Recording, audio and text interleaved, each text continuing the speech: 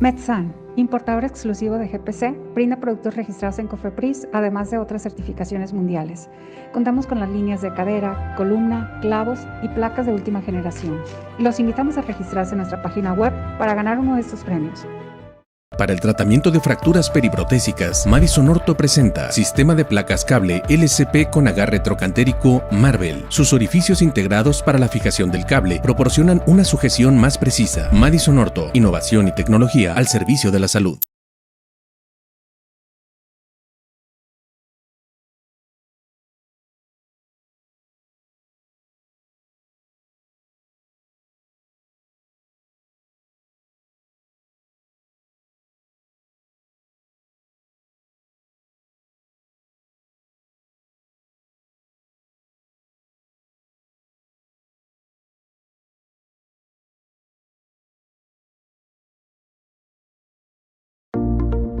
Euflexa. Ácido hialurónico de tercera generación, rápido y eficaz.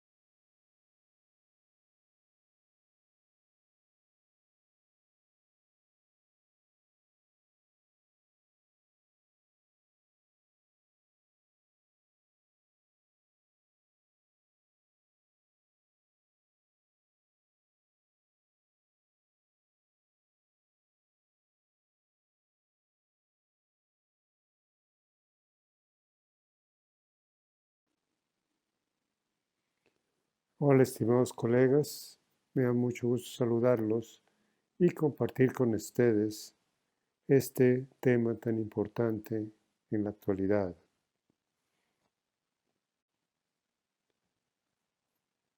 El politrauma, a mayor modernidad, mayor número de politrauma. Politrauma es una enfermedad repentina de recuperación lenta. Es la causa número 1 de muerte en personas menores a 45 años. El trauma infantil es la causa número 1 de mortalidad, 6 veces mayor al cáncer, que es la segunda causa de mortalidad entre los niños. Los pacientes sobrevivientes al politrauma, una tercera parte de ellos va a presentar invalidez permanente. Veamos este reporte de autopsias que se le realizaron a 100 personas que fallecieron por politrauma. El 61% presentaron fracturas de columna y el 42% lesiones pélvicas. Esto nos da una idea de la gravedad de las lesiones que se presentan en este tipo de problemas.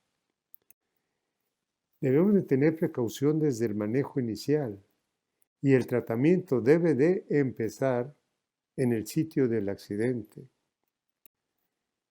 En la sala de urgencias es el lugar donde muchos son los invitados, pero muy pocos los efectivos. El profesor Mo Bandari, de la Universidad de McMaster, está haciendo el estudio de la mortalidad mundial debido al politrauma y ha encontrado que no es tanto el problema del politrauma el que causa la muerte, sino la deficiente atención médica que se imparte al politrauma.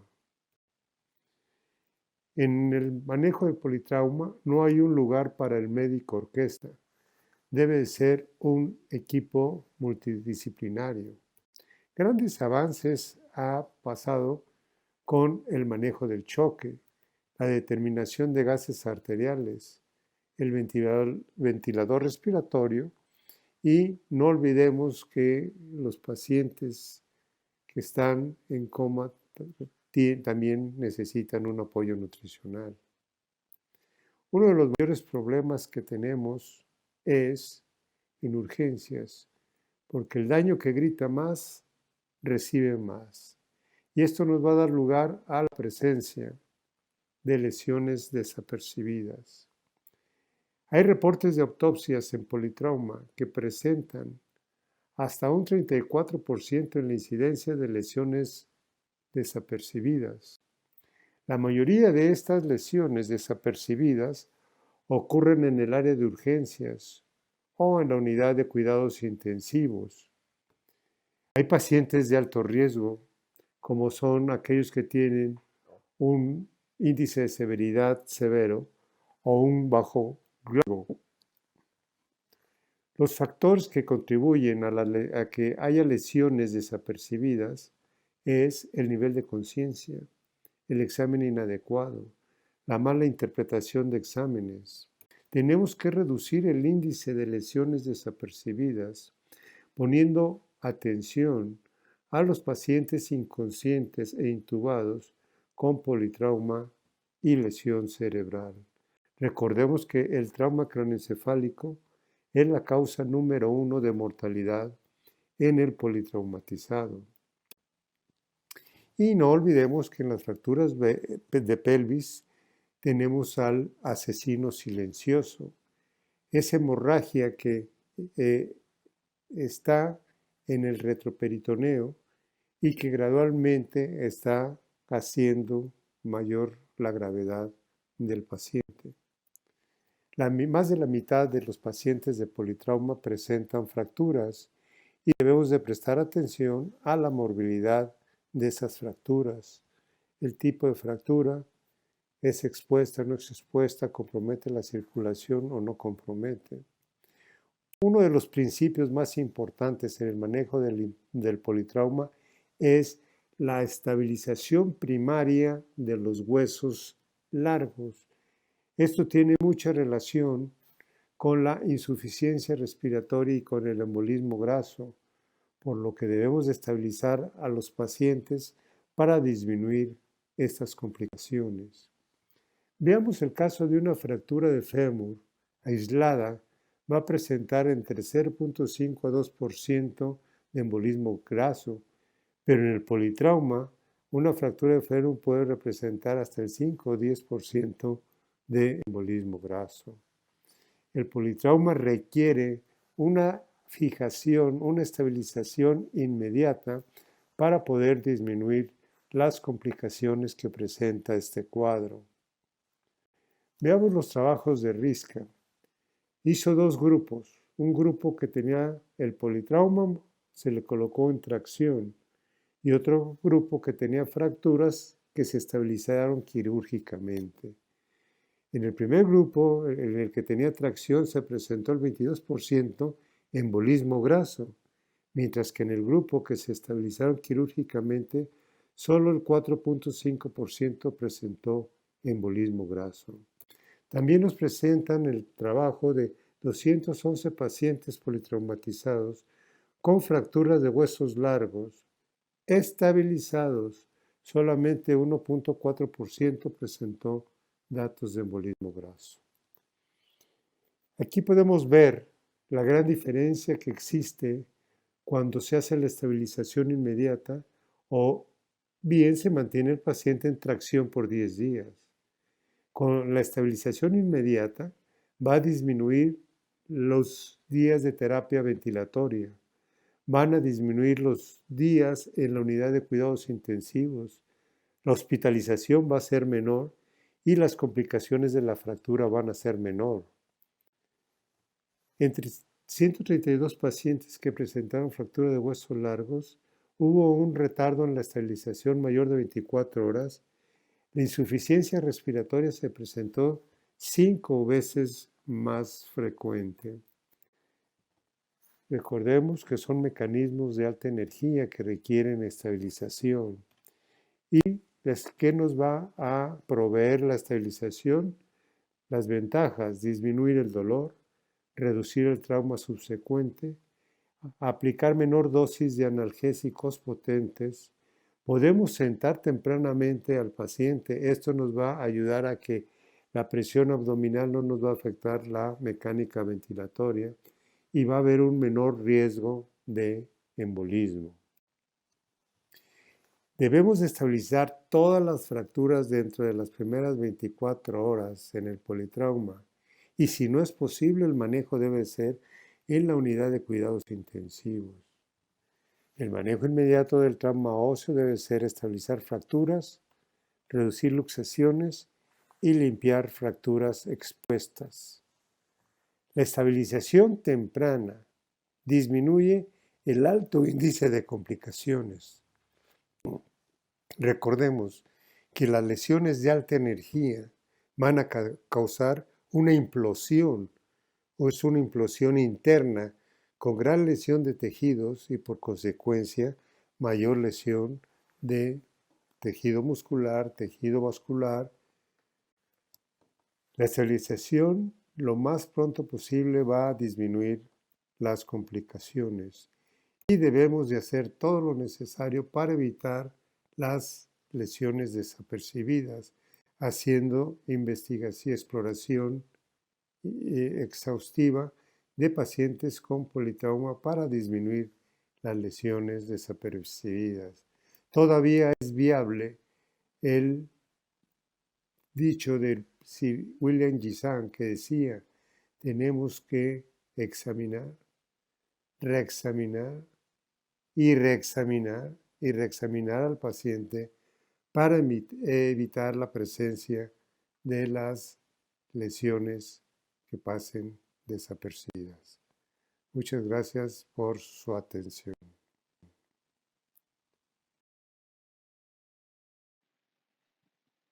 Buenas tardes. Vamos a continuar este módulo de politrauma hablando acerca de las herramientas clínicas y paraclínicas en el diagnóstico del shock hemorrágico. Los traumatólogos nos vemos enfrentados a patologías como estas todos los días. Fracturas de huesos largos, fracturas de pelvis y lesiones muy extensas de los tejidos blandos. Y esta es una de las 3 razones que les quiero contar por las que es muy importante que nosotros sepamos hacer el diagnóstico de un shock hemorrágico y podamos mejorar los desenlaces de nuestros pacientes. Entonces, la primera es porque patologías como las que les acabo de mostrar son patologías que pueden ocasionar shock hemorrágico en los pacientes. La segunda es porque cuando nosotros vamos a intervenir pacientes que tienen este tipo de lesiones, debemos tener muy claro si los pacientes están adecuadamente reanimados o no para poder escoger el método de fijación de las fracturas. Y la tercera es porque hoy día las cirugías emergentes que hacemos nosotros los ortopedistas hacen parte del proceso de reanimación del paciente. Al final de esta conferencia, lo que yo espero es que ustedes sean capaces de reconocer la importancia que tiene para el traumatólogo estar capacitado en diagnosticar el shock hemorrágico. La segunda es aprender a diagnosticar los signos clínicos que acompañan esta patología. Y por último, enumerar los parámetros paraclínicos utilizados para diagnosticar el shock hemorrágico. El shock es una condición clínica que se caracteriza por una pérdida muy rápida y significativa del volumen vascular. Esto va a llevar a que el paciente tenga una inestabilidad hemodinámica con una consecuente disminución en la liberación de oxígeno, que va a llevar a una disminución de la perfusión tisular, lleva a una hipoxia celular y esta hipoxia celular va a producir daño en los órganos del paciente. El shock hemorrágico puede inclusive desencadenar la muerte del paciente. El shock hemorrágico es la principal causa de muerte de los pacientes en las primeras 24 a 48 horas después de haber tenido el politrauma. Y todas las medidas que se toman para poderlos manejar están encaminadas a poder restaurar el volumen sanguíneo, a corregir la acidosis y la coagulopatía y a establecer un patrón de restitución de líquidos y derivados sanguíneos que nos lleve a poder reanimar estos pacientes. Está muy bien definido en la literatura la importancia de que un paciente esté adecuadamente reanimado antes de llevarlo a una cirugía para estabilización de sus fracturas. Si nosotros llevamos a cirugía definitiva a un paciente que no tenga una reanimación adecuada, vamos a tener unos desenlaces que no son adecuados y que van a estar predominantemente marcados por la falla orgánica multisistémica y la sepsis. Esta es una publicación de hace algunos años en la que se mostró cómo ha evolucionado el manejo de los pacientes politraumatizados durante 30 años y evidenció que definitivamente el tratamiento rápido y eficaz del shock hemorrágico al que hemos llegado en los últimos años ha impactado los desenlaces de los pacientes y ha disminuido la mortalidad que se presentaba antes. Nosotros en ortopedia tenemos 3 causas que nos competen específicamente a nosotros que pueden producir shock hemorrágico: la fractura de pelvis, las fracturas de huesos largos y las lesiones de tejidos blandos. Nuestra misión principal es poder controlar el sangrado de estos pacientes, que es lo que normalmente hacemos cuando llevamos al paciente a cirugía. Y por supuesto se debe reponer el volumen sanguíneo que el paciente haya perdido para poderlo estabilizar también. Entonces, para poder diagnosticar el shock hemorrágico nos vamos a ayudar de unas herramientas clínicas y paraclínicas. Tenemos 4 herramientas clínicas que son la frecuencia cardíaca, la presión arterial, la presión de pulso y el índice de choque. Las herramientas más comunes de las clínicas que nosotros usamos son la frecuencia cardíaca y la presión arterial. Les quiero mostrar algunas precisiones de estas 2 herramientas para que tengamos en cuenta otro tipo de herramientas o de exámenes para poder diagnosticar al paciente con choque.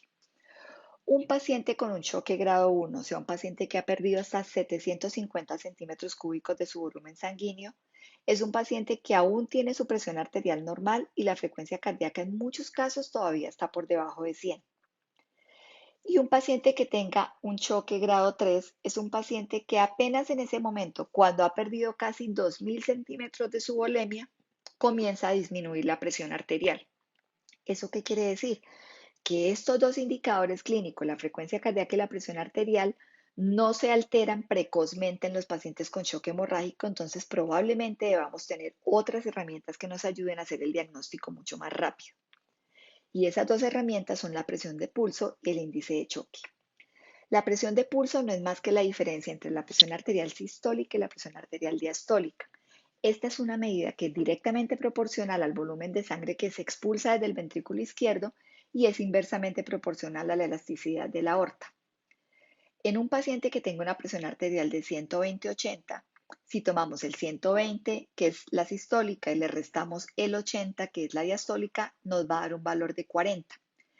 Ese valor que nos da como presión de pulso debe ser mayor al 25% de la presión arterial sistólica. Ahora, un paciente que tenga hipotensión como este, que tiene una presión arterial de 170, cuando se hace la resta de sistólica menos diastólica, el valor que nos da es 30 milímetros de mercurio. Miren cómo es de diferente la amplitud de esa presión de pulso en este paciente hipotenso a este paciente de abajo, que es el paciente que tenía 120/80 de presión arterial.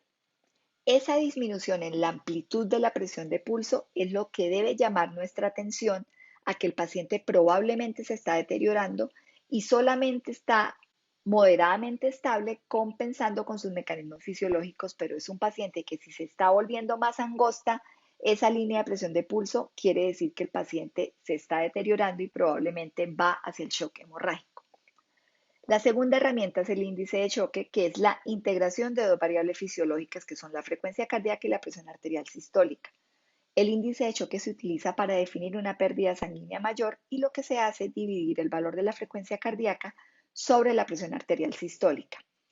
Entonces, en un paciente con una presión arterial de 120/80, que lo consideramos normal, con una frecuencia cardíaca de 80, el índice de choque será igual al 80 de la frecuencia cardíaca dividido en el 120, que es la presión arterial sistólica del paciente. Eso nos da un valor de 0.66. Ahora, el paciente que está hipotenso como este, que tiene 160 de frecuencia de presión arterial y tiene 100 de frecuencia cardíaca, ¿cuál va a ser la operación? Tomamos el 100 de la frecuencia cardíaca y lo dividimos en el 100 de la presión arterial sistólica. Eso nos da un valor de 1. Un índice de choque que dé un valor mayor o igual a 0.9 es un indicador de que el paciente tuvo una pérdida sanguínea mayor. Ahora, con las herramientas paraclínicas tenemos los gases arteriales, y en los gases arteriales debemos ver 3 cosas principalmente: el pH, el lactato y la base exceso. En un paciente politraumatizado, el lactato normalmente está por encima de 2.5 y la base exceso está por debajo de -6. Estas 2 sustancias son unos medidores indirectos de perfusión tisular. El lactato es un metabolito que se va produciendo en los tejidos corporales cuando estos tejidos están sometidos a condiciones de muy poco oxígeno. ¿Y cómo se interpreta ese lactato? Un paciente que tenga un lactato por debajo de 2 es un paciente que muy probablemente está adecuadamente reanimado. Un paciente que tenga un lactato entre 2 y 2.5, la interpretación de ese lactato va a depender de cómo es la tendencia. La tendencia quiere decir que en los siguientes gases arteriales que se hacen, uno debe revisar si el lactato tiende a subir o tiende a bajar. Si tiende a subir, probablemente la reanimación no ha sido suficiente, y si tiende a bajar, quiere decir que la reanimación está siendo adecuada.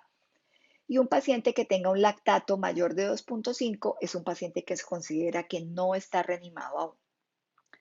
La literatura avala el uso del lactato para poder monitorizar la reanimación y para poder evaluar el riesgo de mortalidad hospitalaria en politrauma, y también es una herramienta muy valiosa para poder hacer el seguimiento y la valoración de los pacientes ancianos que tienen politrauma, para poder detectar oportunamente las hipoperfusiones ocultas que generan tan malos desenlaces y riesgos de mortalidad mucho mayor para ellos. La tercera herramienta que uno debe revisar en los gases arteriales es la base exceso. La base exceso no es más que la cantidad de ácido o de base que uno requeriría para poder llevar 1 litro de sangre a un pH normal, o sea, un pH de 7.4. El valor normal es de -2 a 2. Y esta base exceso se considera tan valiosa como el lactato para poder hacer diagnóstico de acidosis metabólica y para guiar la reanimación. ¿Qué quiero que se lleven del shock hemorrágico? Que tenemos herramientas clínicas y paraclínicas para poderlo evaluar. Que en las herramientas clínicas, la frecuencia cardíaca y la presión arterial, si bien son las más utilizadas, son las que menos se alteran en los estadios iniciales del shock, y la invitación es a utilizar la presión de pulso y el índice de choque para poder hacer la evaluación de estos pacientes. Y en las herramientas paraclínicas en los gases arteriales vamos a revisar el pH, el lactato y la base exceso. Muchas gracias. Buenas tardes, agradezco la invitación a FEMECOT. Declaro no tener ningún conflicto de interés con ninguna casa comercial. Hablaremos del síndrome de respuesta inflamatoria sistémica. El trauma se ha convertido en un problema de salud pública en México y en el mundo, razón por la que cada día se hace más necesario contar con centros especializados para la atención de pacientes con trauma múltiples. Hay que contar con un equipo multidisciplinario capacitado y organizado para recibir estos pacientes, mediante un traslado seguro. En caso de un saldo masivo de víctimas, es necesario iniciar con la clasificación otra vez desde el lugar del accidente para jerarquizar prioridades. Es muy importante reconocer las lesiones de alta liberación de energía. Nos podemos guiar por el mecanismo de lesión, como en este cuadro, que nos ayuda a explicar mejor el trauma de alta energía, como la volcadura de un vehículo, eyección de un ocupante, la muerte de un pasajero, accidentes en moto.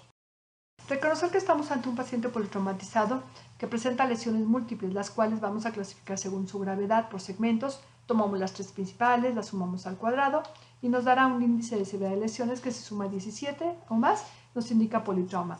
Debe de tener un manejo organizado para no dañar órganos que inicialmente no fueron lesionados. El paciente politraumatizado presenta lesiones que producen estrés, dolor, hemorragia, heridas contaminadas, síndromes compartimentales y lesiones de isquemia y reperfusión. Estas heridas se desencadenan un proceso inflamatorio de isquemia y necrosis que liberará como respuesta. Estas son citocinas proinflamatorias que son secretadas por macrófagos, como la interleucina 6. Se comporta como un órgano endocrino local y sistémico desencadenado al síndrome de respuesta inflamatoria sistémica, que, de no hacer nada, vamos a llevar al fracaso multiorgánico. Si lo vemos de otra manera, vemos como Yanuel lo llamó el fenómeno del primer hit causado por el trauma mismo, que va a desencadenar un síndrome de respuesta inflamatoria sistémica, el cual tiene una contraparte, que es el síndrome de respuesta antiinflamatoria. Si nosotros logramos el balance entre ambas, llegamos a la homeostasis o recuperación. Pero si hay un estímulo no controlado de la respuesta inflamatoria, va a llevar a la falla orgánica múltiple o SIRPA, o al revés. Si nosotros estimulamos la respuesta antiinflamatoria, nuestro paciente puede evolucionar a la inmunosupresión.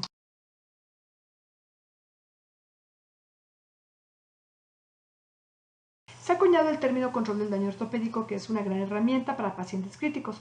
Es, mediante el control de la hemorragia, manejo de tejidos blandos y contaminación, realizar la estabilización de las fracturas dentro de las primeras 24 a 36 horas, evitando un manejo inadecuado quirúrgico. Vamos a evitar el segundo golpe. ¿Cómo? Pues interrumpiendo una respuesta inflamatoria sistémica específica que provoca daño celular irreversible. El control del daño ortopédico se realiza en 3 etapas. Primero la estabilización temporal de las fracturas inestables con control de la hemorragia y desvidamiento. Lo pasamos a la terapia intensiva y esperamos entre el día 5 al 10º día para poder hacer el manejo definitivo. No es posponer una estabilización de las fracturas, sino que hay que estabilizar en forma inmediata y temporal las fracturas para evitar la temida tríada letal. Esta tríada de la muerte es una espiral rápida de deterioro eventualmente irreversible, causado por pérdida sanguínea. Esto va a haber una acidosis por hipoperfusión de tejidos, hipotermia y coagulopatía que van a llevar a la muerte si no hacemos algo. ¿Qué tenemos que hacer entonces para evitar esta tríada mortal? Una reanimación vigorosa, como lo marca la TLS. ¿Pero qué creen? No, porque aumenta la letalidad. Se utiliza el término reanimación con control del daño.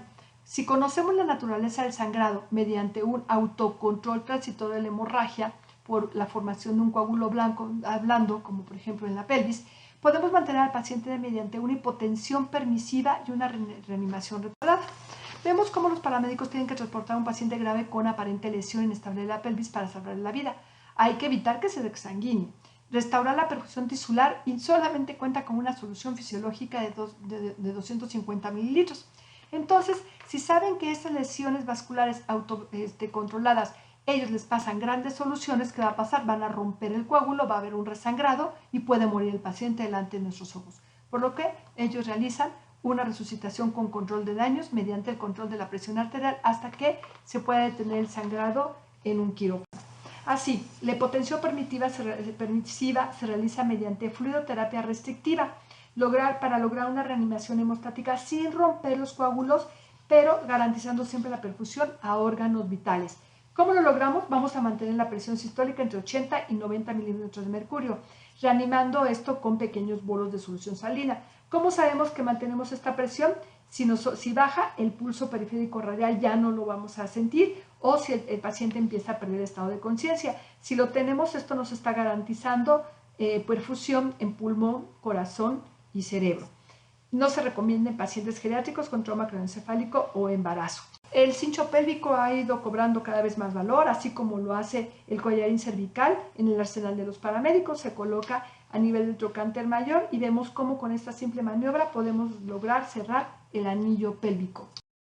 Hay que entender que dentro de la resucitación con control de daño se relaciona la tríada letal en lo que respecta a la acidosis metabólica. Esta se va a originar por la falta de oxígeno por hipoperfusión que desencadena metabolismo anaeróbico y va a producir ácido láctico. Y esto va a inactivar la cascada de la coagulación porque sabemos que no funciona en un ambiente ácido. La hipotermia, tenemos un paciente chocado, lo descubrimos, exponemos, le damos fluidoterapia, continúa con la ropa húmeda y esta hipotermia va a favorecer que es un excelente anticoagulante. Si nosotros sumamos la hipotermia más la acidosis, vamos a tener la coagulopatía, además de la dilución que estamos teniendo, la pérdida de volumen, la inactivación de los factores de coagulación, y esta disfunción plaquetaria va a perpetuar la espiral de la muerte. Tenemos así que la resucitación con control de daños llevaremos al paciente a la hipotensión permisiva controlada con reanimación retardada, cuyo objetivo será garantizar la perfusión de órganos vitales mediante una resucitación hemostática con bolos de solución salina, manteniendo la presión sistólica de 90 milímetros de mercurio por un periodo corto de tiempo hasta la intervención quirúrgica. Hay que realizar un monitoreo estricto del sistema cardiopulmonar, asegurar la oxigenación tisular, evitar la hipoxia tisular y mantener niveles de disponibilidad de oxígeno. Entonces, ¿cómo lo hago? Bueno, primero vamos a pasar líquidos tibios o calientes. Las soluciones cristaloides como el Ringer lactato y la solución salina van a mejorar la perfusión tisular, pero precipitan síndrome compartimental abdominal, ya que satura el espacio extracelular y edema de los tejidos porque abandonan el espacio vascular. Por lo tanto, no tenemos que sobrecargar para evitar un síndrome compartimental. Hay que evitar sobrecargar de volumen para evitar una reanimación vigorosa. Recordar el protocolo que ya se habló de transfusión masiva mediante sangre, plaquetas, plasma. ¿Para qué? Evitar un segundo golpe que podría ser manifestado de esta manera. La reanimación la vamos a considerar completa cuando ya corregimos el déficit de oxígeno, la acidosis tisular, la hemos eliminado y el metabolismo aeróbico ya está restaurado.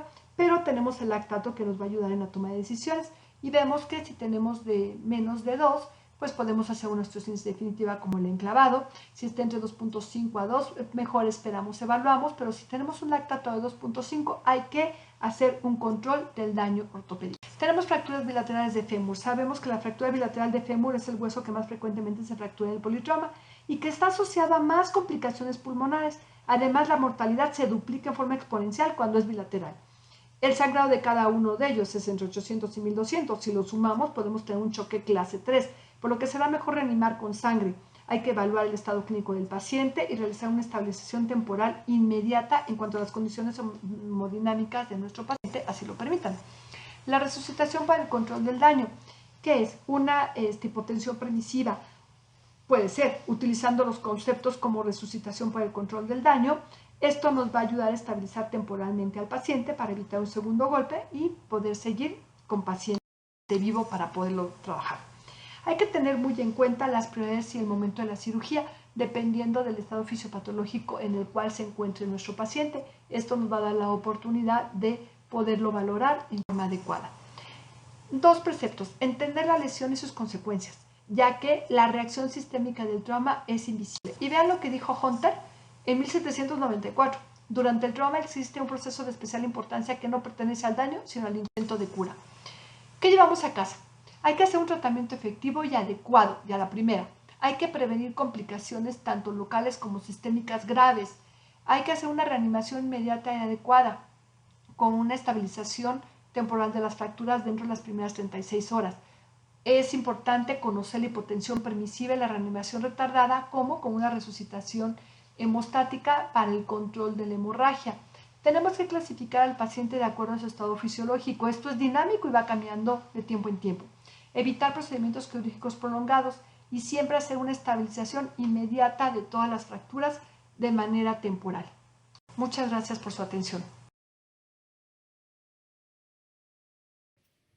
Bueno, vamos a hablar en esta conferencia sobre lo que denominamos control del daño o osteosíntesis definitiva.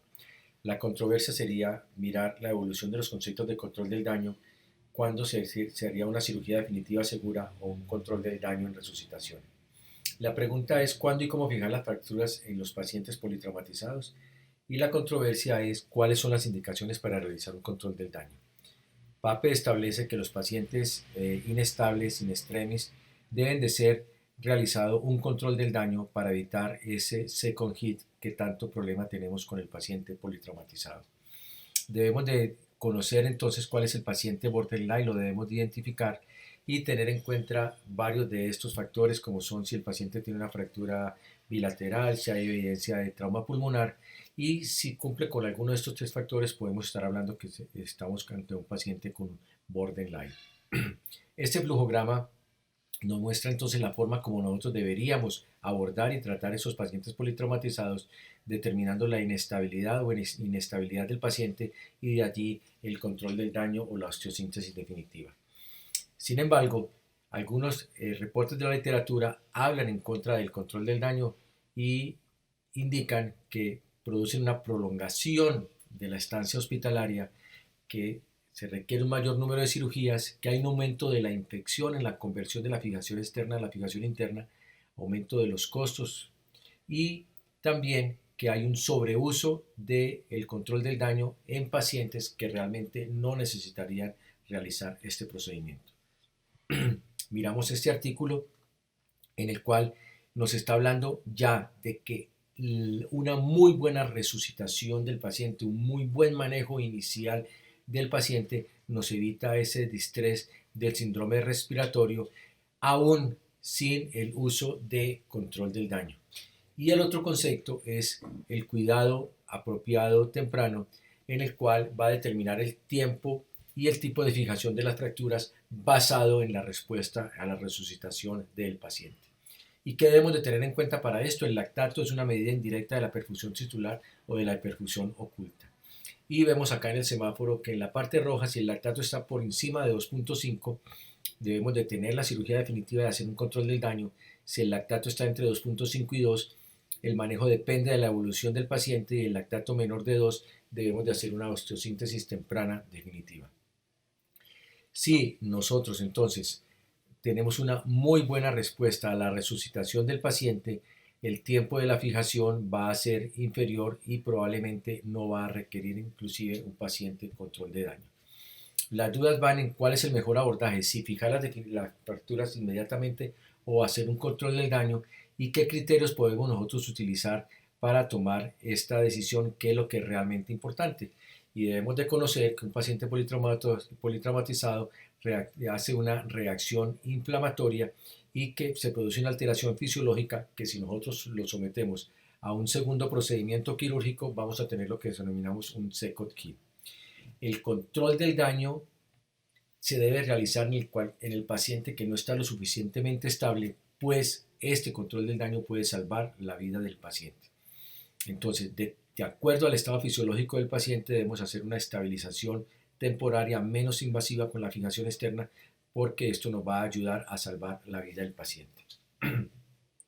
Entonces, el control del daño, ¿qué es? Es contener la lesión, hacer una estabilización del paciente, evitar ese segundo golpe, controlar el sangrado, manejar las lesiones de quilioflandos y estabilización temporal de todas estas fracturas.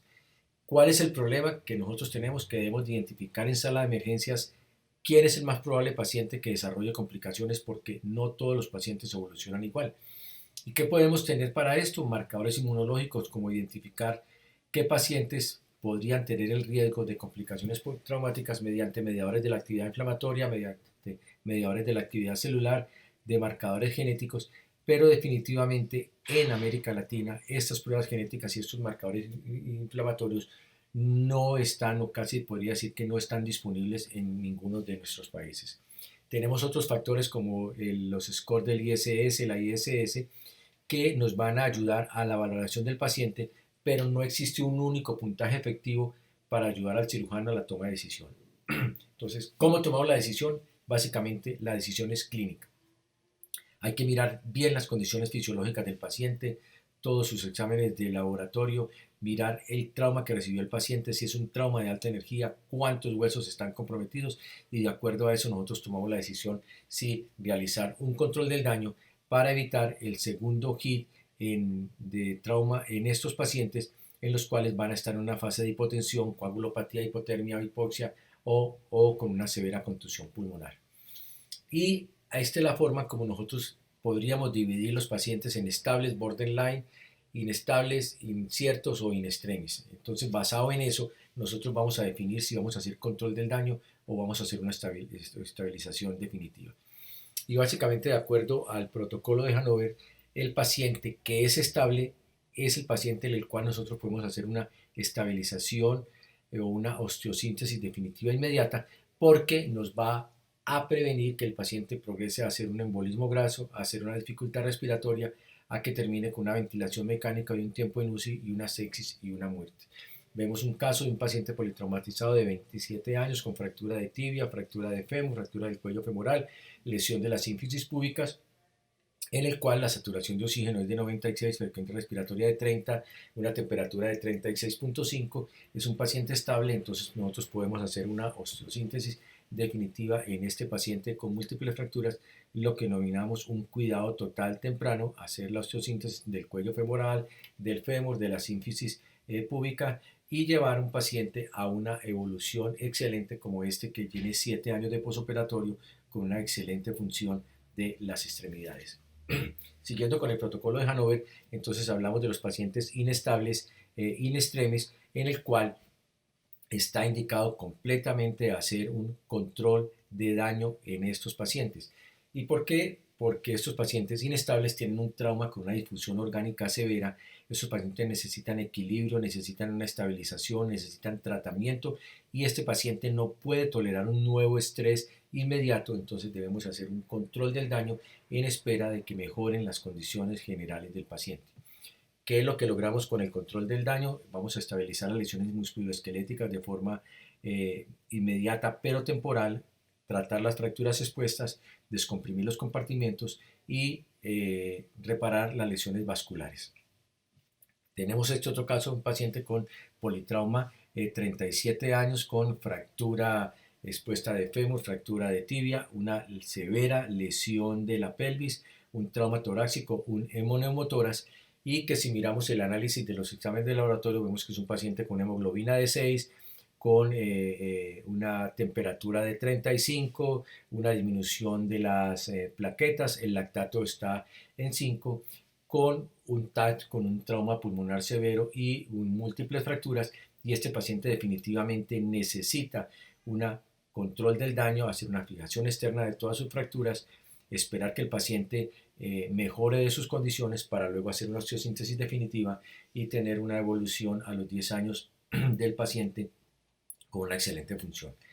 Hablamos entonces del paciente borderline, que es un paciente incierto, es cuando usted no sabe si irse hacia la estabilidad inmediata o irse al control del daño, y entonces, ¿qué es? Un paciente que uno le hace una resucitación inicial, ve después en una revaloración si hay respuesta o no respuesta a esta resucitación. Si hay respuesta a la resucitación y va hacia la estabilidad, podemos hacer una osteosíntesis definitiva, pero si el paciente no mejora, entonces tendremos un paciente incierto que debemos de hacerle un control de daño.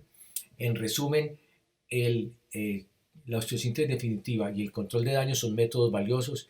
Hay que seleccionar el paciente, reducen las complicaciones, disminuye la mortalidad.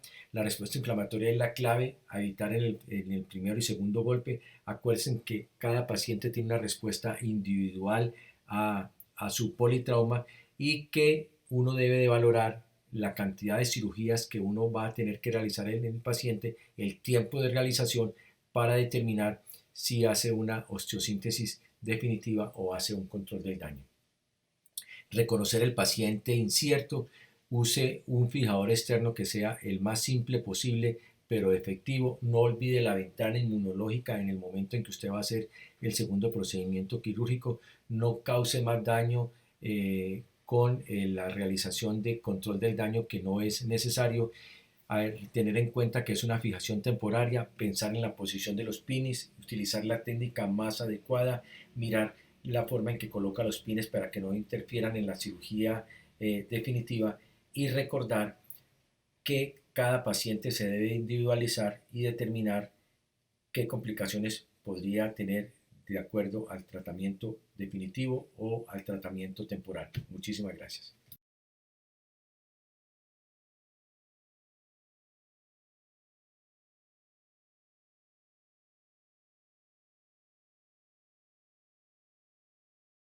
Caso clínico no es más que reconocer cómo es importante clasificar un paciente basado en sus condiciones fisiológicas para poder escoger adecuadamente el tratamiento para él. Este es un caso de una mujer de 30 años que sufrió un accidente en motocicleta, un trauma en las extremidades, con un Glasgow de 15-15 a su ingreso, una frecuencia cardíaca de 100 por minuto, presión arterial de 170, una frecuencia respiratoria de 22 por minuto, lactato de 2.5, paciente basado en sus condiciones, y una hemoglobina de 9.5. Sí. Estas son las imágenes del paciente, de la paciente a su ingreso. Luego tenemos que salirnos y entrar al otro chat.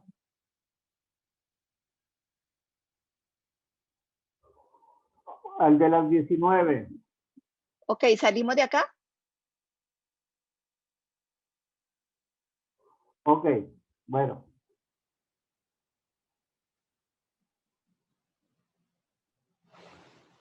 Gerardo, ¿salimos de acá? No, en YouTube se está viendo, la presentación y se está oyendo bien, Gerardo. Fisiológicas para poder escoger adecuadamente el tratamiento para él. Este es un caso de una mujer de 30 años que sufrió un accidente en motocicleta, un trauma en las extremidades, con un Glasgow de 15-15 a su ingreso, una frecuencia cardíaca de 100 por minuto, presión arterial de 170, una frecuencia respiratoria. Y entramos al de las 19 horas. Lactato de 2.5, bueno, paciente basado en sus condiciones, y una hemoglobina de 9.5. Sí. Esta Estas son las imágenes del paciente, de la paciente a su ingreso. Luego tenemos que salirnos y entrar al otro chat. ¿A cuál chat? ¿A cuál chat, Gerardo? Al de las 19. Ok, salimos de acá. Ok, bueno.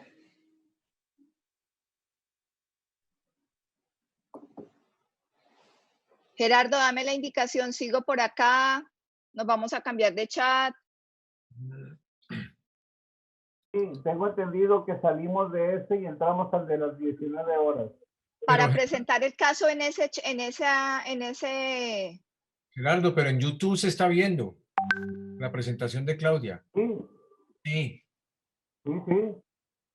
Entonces, 30 años, que sufrió un accidente de motocicleta. Yo aquí la tengo abierta y se está viendo.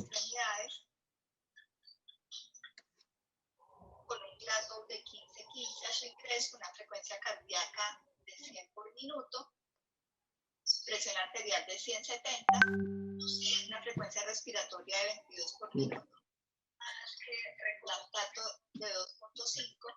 Así es. Pasamos. No. Sí, no, este ya se está viendo. Vamos a iniciar el segundo bloque. ¿Y el caso? Sí, se está viendo. El caso se está viendo ahorita. Sí, pero paramos porque nos pidieron cambiarnos al otro. O sea, no sé si están transmitiendo. No. Sí, está transmitiendo. Entonces, Vamos a salir de este chat y entrar a las 19 horas, dice.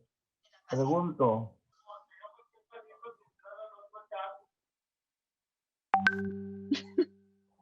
En YouTube se está oyendo todo lo que estamos hablando en estos momentos. ok, salimos de acá. A ver, vamos a... El caso se está viendo, doctor, en YouTube.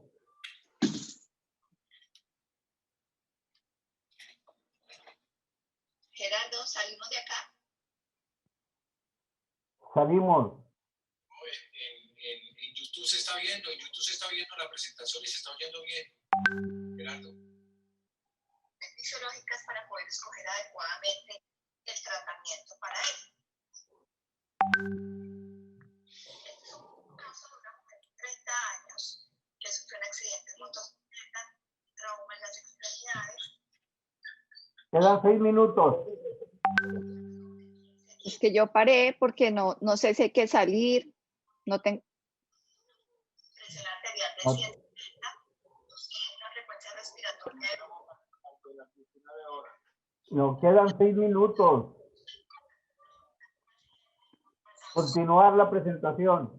Continúa, Claudia, continúa. Va a quedar un buen rato con mucho silencio. 6 minutos. Paciente con porque no sé si hay que salir. No tengo fractura bilateral de fémur, una fractura estable de la pelvis, una fractura de la diáfisis del radio y una fractura de la diáfisis del húmero. ¿Qué problemas tenemos entonces? Tenemos una paciente con una fractura de pelvis, una fractura bilateral de la diáfisis del fémur, una fractura de la diáfisis humeral y una fractura de la diáfisis del radio. Con esos signos vitales, esta es una paciente que se le determinó un índice de choque de 1, un lactato de 2.5 y una presión de pulso de 30.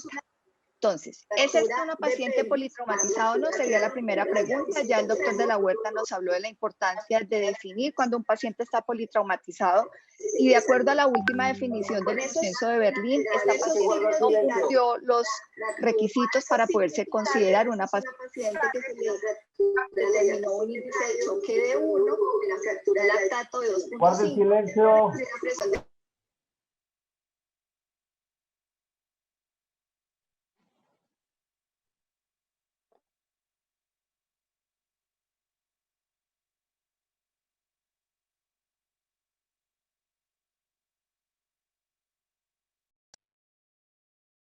Esta frecuencia cardíaca de 100, una presión arterial de 170, con un índice de choque de 1, un lactato de 2.5 y una presión de pulso de 30. Entonces, si la pregunta es si la paciente está en shock, cumple criterios para un choque grado 2, aunque miren que la presión de pulso todavía estaba dentro de los límites normales.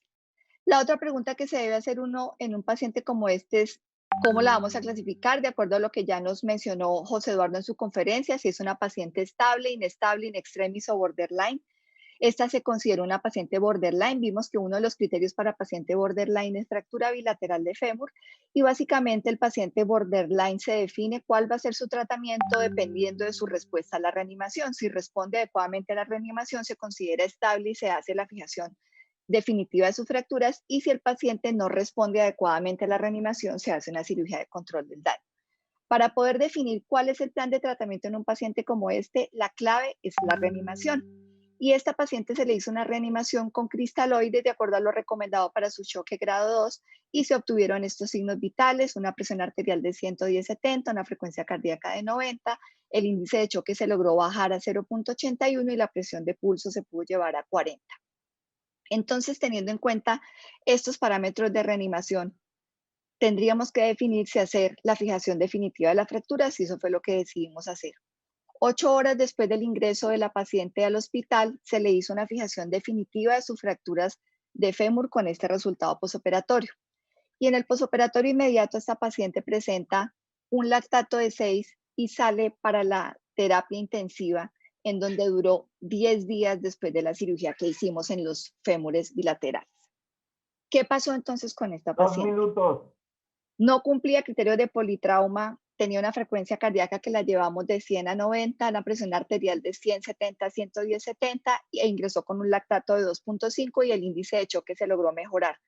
Probablemente la dificultad fue que la fijación se hizo 8 horas después del ingreso sin tener en cuenta cuál era la tendencia del lactato o si era una respondedora transitoria a la reanimación, y esto hizo que nosotros probablemente subestimáramos la lesión y tuviéramos esta dificultad.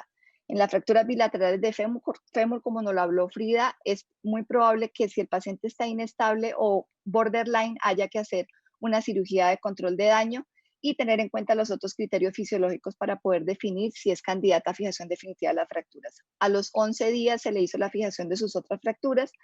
¿Qué les puedo contar que haría diferente en este caso? Evaluaría mucho mejor los parámetros fisiológicos de los pacientes, aplicaría diferentes escalas de trauma porque el ISS no es suficiente. Hay que tener en cuenta cómo es de progresiva la evaluación del paciente borderline y hacerlo varias veces durante su estancia en el hospital y evaluar siempre la tendencia del lactato. ¿Qué quiero que se lleven de este caso? Que la evaluación del paciente es un proceso dinámico, no nos podemos quedar solamente con lo que vemos en el paciente cuando llega al servicio. Clasificar el paciente nos va a permitir tomar las decisiones basadas en la mejor evidencia posible, y en politrauma definitivamente la reanimación es quien guía cuál es el siguiente paso que se va a hacer en el tratamiento. Muchas gracias.